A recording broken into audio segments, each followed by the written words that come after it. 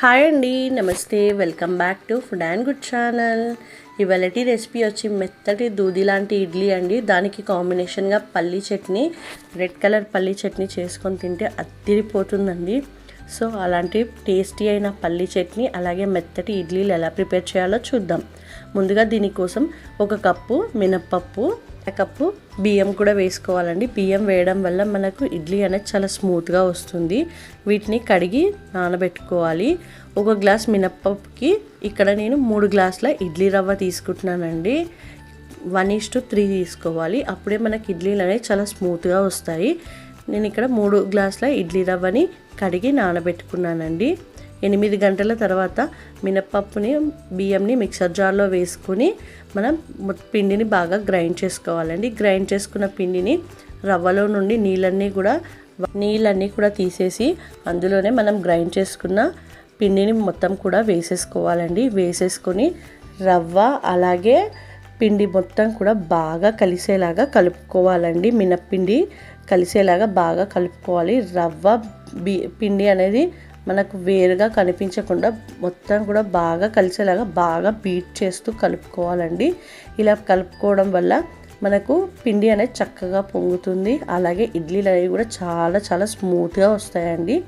ఇలా పిండి అంతా కూడా కలిపేసుకొని ఓవర్ నైట్ మనం ఫర్మెంట్ చేసుకోవాలి. చూడండి, నెక్స్ట్ డే మార్నింగ్కి పిండి అనేది చక్కగా పొంగింది. ఇందులోనే రుచికి సరిపడా ఉప్పు వేసుకొని మరోసారి బాగా కలుపుకోవాలండి. కలిపేసుకొని మనం దీన్ని ఇడ్లీలా వేసుకోవాలి. నేను ఇక్కడ ఇడ్లీ స్టాండ్ పైన క్లాత్ వేసుకుంటానండి. ఎప్పుడు కూడా ముందుగా వాటర్ వేడి చేసుకోవాలి. మనం ఇడ్లీలు అనేవి వేసేసుకోవాలండి. వేసేసుకొని 11 నిమిషాల పాటు మీడియం ఫ్లేమ్లో కుక్ చేసుకోవాలి.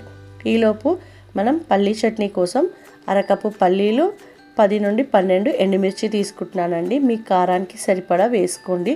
ఇక్కడ నేను తీసుకున్న ఎండుమిర్చి అనేది కరెక్ట్గా సరిపోయింది.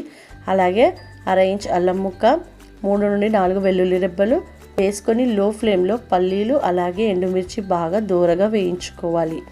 10 నిమిషాల పాటు నేను లో ఫ్లేమ్లో వేయించుకున్నానండి. 10 నిమిషాల తర్వాత ఇందులోనే ఒక 2 to 3 డ్రాప్స్ అంతా ఆయిల్ వేసుకోవాలి. ఆయిల్ వేసుకొని మరో 2 నిమిషాల పాటు బాగా వేయించుకోవాలి. ఇలా చేయడం వల్ల పల్లీ చట్నీకి మంచి టేస్ట్ అనేది వస్తుందండి. ఇవి వేగిన తర్వాత ఇందులోనే ఒక రెబ్బ కరివేపాకు కూడా వేసుకోవాలి.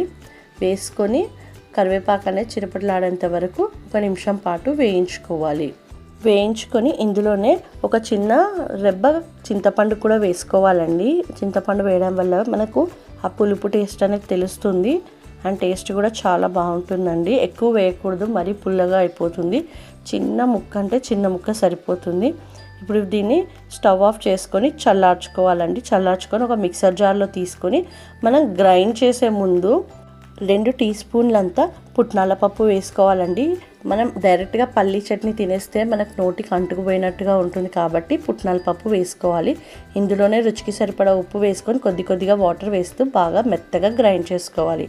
ఇప్పుడు తాలింపు కోసం స్టవ్ పై కడాయి పెట్టుకొని 1 టీ స్పూన్ ఆయిల్ వేసుకొని 1/2 టీ స్పూన్ ఆవాలు, జీలకర్ర, మినప్పప్పు వేసుకోవాలి. ఇందులోనే ఎండుమిర్చి కూడా వేసుకొని కరివేపాకు వేసుకొని తాలింపుని దూరగా వేయించుకొని చట్నీలో కలుపుకుంటే మన పల్లీ చట్నీ అనేది రెడీ అయిపోయిందండి. 11 నిమిషాల తర్వాత ఇడ్లీ కూడా రెడీ అయిపోయిందండి. స్టవ్ ఆఫ్ చేసుకొని వేడి ఇడ్లీని ఒక సర్వింగ్ ప్లేట్లోకి తీసుకొని పక్కన కొద్దిగా పల్లీ చట్నీ వేసుకొని తింటే అద్దరిపోతుందండి. మీకు నచ్చితే వేడి ఇడ్లీ పైన నెయ్యి కూడా వేసుకొని తినొచ్చు, లేదంటే బటర్ కూడా వేసుకోవచ్చు అండి. టేస్ట్ అయితే చాలా బాగుంటుందండి. చూడండి ఎంత మెత్తగా ఉందో ఇడ్లీ. సో మీరైతే డెఫినెట్లీగా ట్రై చేయండి. ఈ వీడియో కనుక నచ్చినట్టయితే లైక్ చేయండి, షేర్ చేయండి, అలాగే సబ్స్క్రైబ్ చేసి